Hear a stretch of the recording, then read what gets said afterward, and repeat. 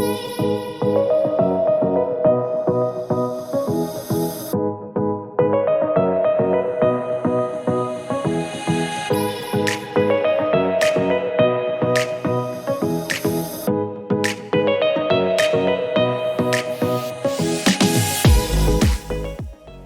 folks, and welcome to the Klipper Golf Course. Today I have the great pleasure of being here with retired Lieutenant Colonel Graydon Geske.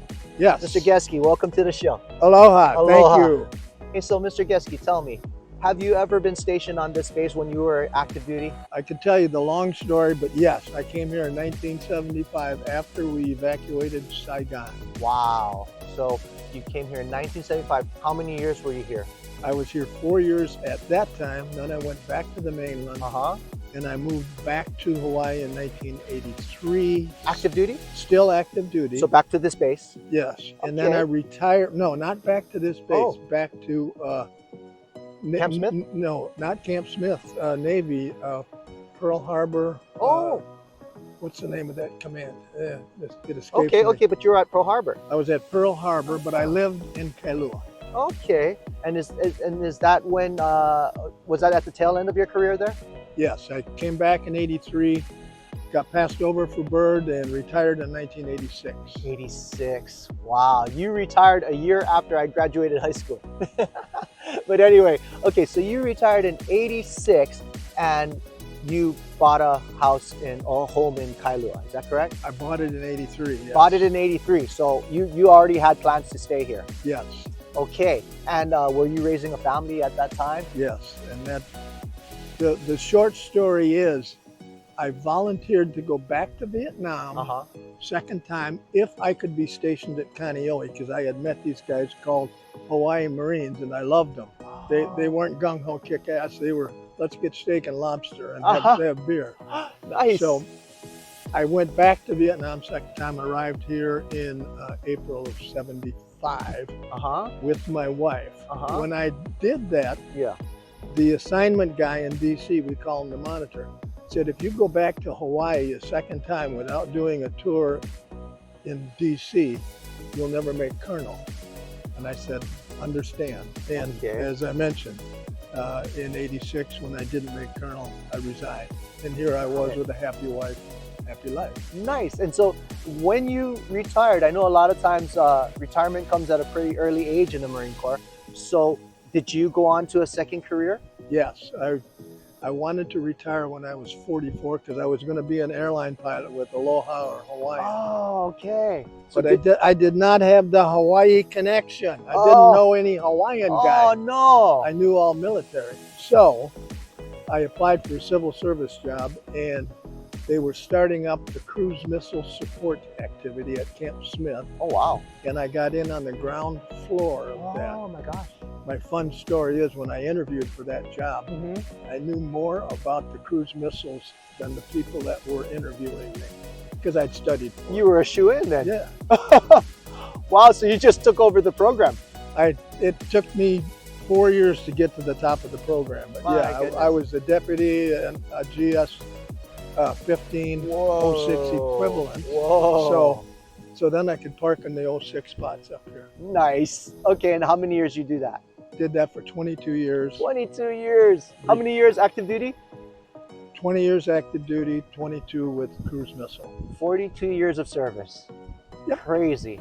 Well, thank you for your service. You're welcome. Amazing. Thank you. It's been fun, and here I am stuck in Hawaii. Okay, so now let's figure out where golf comes into the mix. When did you take up this crazy game?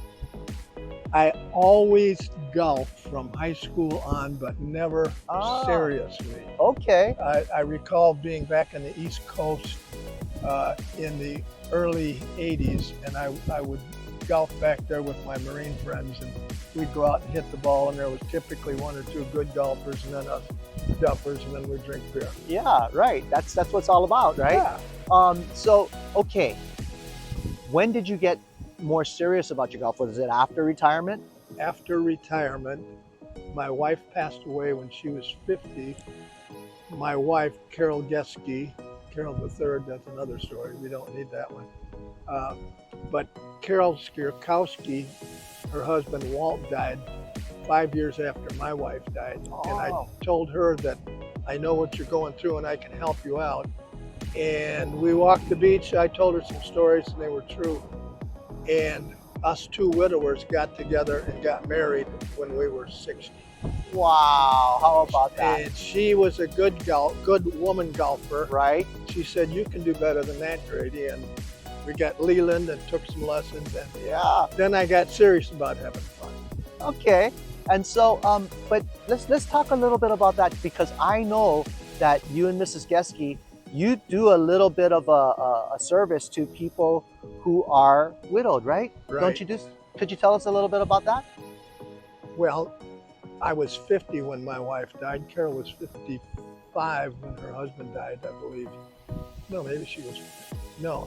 At any rate, he died at 55. That's what it was. Okay. But when my wife died at 50, I didn't know anybody that had lost somebody close other than parents, grandparents. Right. And so, as I mentioned, when Carol's husband died, I said, Carol, I can help you out. It's going to be tough. And we got together at that point. And then, for example, Gino Castanetti, very active retired Marine, when his wife died, I was there when Spotswood Robertson's wife died on Christmas Day, I recall. He called us up and he said, Grady, Ramona died. And we said, we'll be right there. We went over to his house, held his hand. And since then, I was with him when he died. Oh my goodness. But I now shepherd his children who come and live in his house now. But that's two examples of people who died, and Carol and I were right there. And we would do that anytime something like that happened. They would call us, and we don't do it officially. We just do it unofficially. Well, I know you're involved in a lot of service for people who are experiencing loss, or people who are just in need of support, because I know, his name escapes me, but our friend that had he lost his mobility. Jim Hudson. Mr. Hudson. And you led the charge on that. Support for him, feed, food, company, you know. I'll have dinner with him tonight. Right. And I know when Auntie Betty passed, you were involved in some of those services and what have you. But so you and Mrs. Geske are right in the middle of the mix of serving the community aboard the base. I mean, right? Or in Kailua in general, right? I mean, you're kind of at the hub of it all. We're the base's primary focus, because not everybody can get out here like we can. Yeah. And then in Kailua, Kaneohe, and also, Vivian Stackpole is one of ours. Her husband was 4-star. Wow. And what was he, a 3-star? No, 3-star. But he died a few years ago. She is probably 90 now. But I checked up on her last Sunday, and she's doing fine. Daughter's taking care of her, but she lives over on the other side. But she's a part of the Kuleana. But that's great. I mean, you stand in the gap for people. Well done. Thank you. Yeah, such a great servant. Amazing. But back to the golf. So when you were aboard the base active duty, did you play the Klipper? I played the Klipper.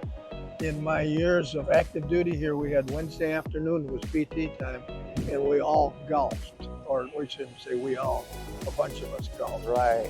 But once again, I was trying to get good, and so I started golfing on Saturday morning. And I had 8 children.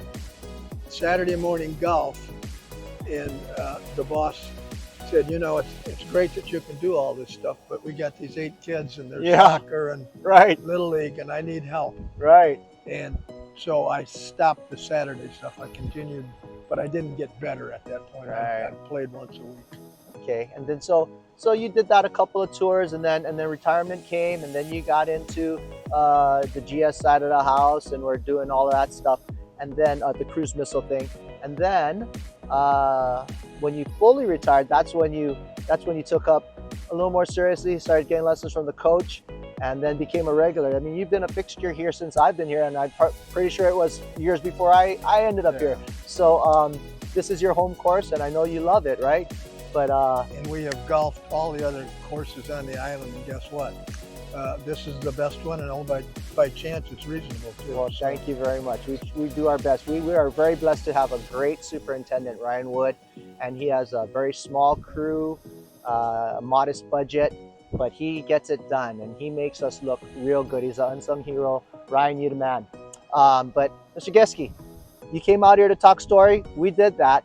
And you also came out here to challenge number 13. So are you ready to take the I Survived hole number 13 challenge? I am ready. All right, we're going to try to get net par or better, and you qualify to play the 4 tees. So let's go have at it. Okay. All right, let's get it. Mahalo, Kevin. Let's get it. All right.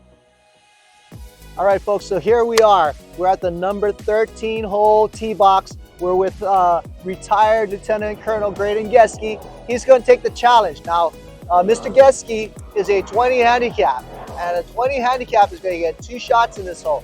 So he's got to make net par or better. That's 6 or better. Mr. Geske, you think you got it in you? Yes. Well, we got the coach here to ensure that this happens. You ready to go, Coach? Absolutely. All right, well, take it away, gentlemen. I need all the help I can get. I've seen you here before, and this is a Wednesday. You're really good on Tuesdays here. Bet you're 1 shot better today. Let's give it a try. You know your way around here All right. as well as I do, sir. Thank you.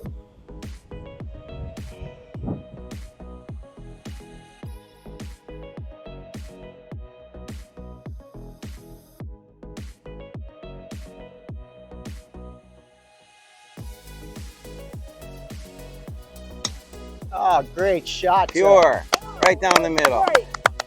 He puts those 2 blue dots on there. We know it's his.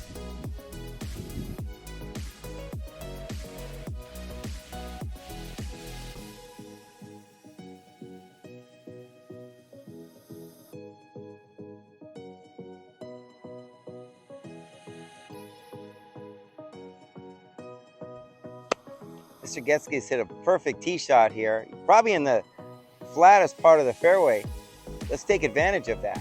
Let's head it up the left side, take the longest club you have from the fairway. Let's give it a go.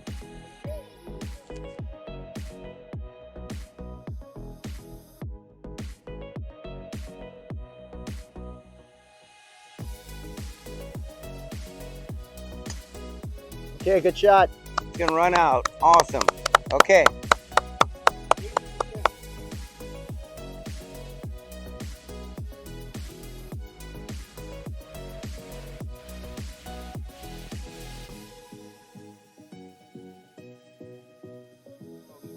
Great leave here for your 3rd shot. Like the US Open this week, we're going to try to get the ball in the middle of the green. We got a little downwind, a little uphill coming in from the right. What's your 100-yard club, sir? You got it. Hybrid. Let's do it.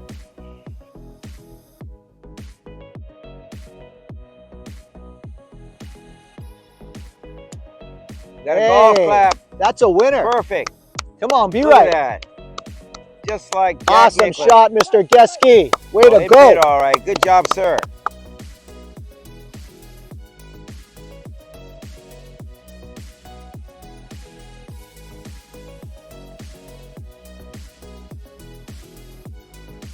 Wow, Mr. Geske, what a great shot you've hit. Looks like you've got about, what, maybe 18 feet for par. This is for par. This looks like a net eagle, huh, Coach? Yes. Let me get the flag for you, Mr. Geske. Let's get a mark on that and reset the ball. And then white flag. Pretty simple read. I'm getting 1 cup left. Yeah, I do. Look at that.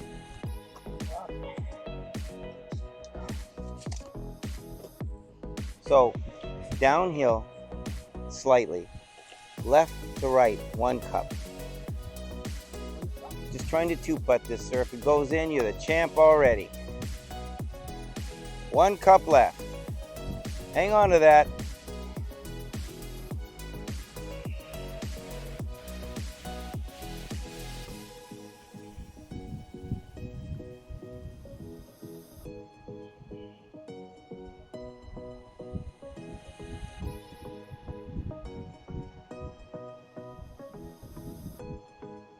Got it. Come on. That's in. Come on, let him in. Oh. Okay, this is the Great most putt, important great one. putt. Can I get some stand right here? Not allowed, sir, but good try. All right, go Straight ahead and in, tap her firm. in, tap her in.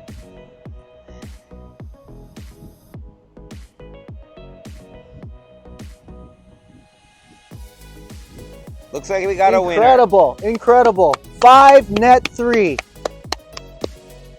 Well, Mr. Geske, you came, you saw, you conquered. You smoked the challenge, Thank Mr. you, Geske.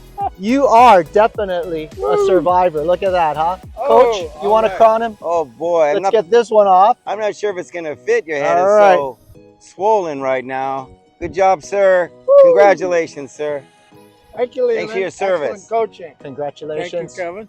Well done, Coach. Thank you. Video. My pleasure. All right, so folks, as you've seen, Mr. Geske came out. He smoked our challenge. We want you to do the same. So go ahead, watch, like, subscribe, share, then come on over to the Klipper Pro Shop. Sign up so that you can be our next challenger. Aloha. And have a good time. Aloha.